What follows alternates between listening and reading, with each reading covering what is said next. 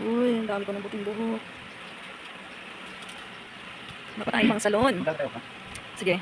Mamaya po, magsasara na naman ang aking tindahan. Kasi mayroon kaming sasamahan kukuha ng mga requirements. Ang bagong kapamilya. Mahirap talaga pagka tita. Ang tita nyo.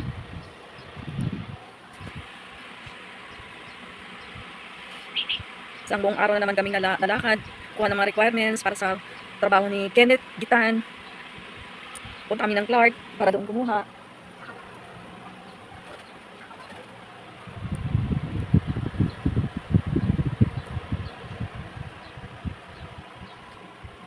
Ay, konti na ang aking paninda.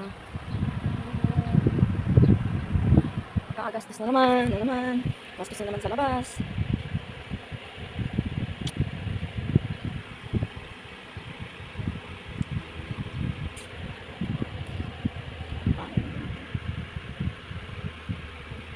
Natanggal na yung mga pegas ko dito guys. So, meron isang secret na sabon.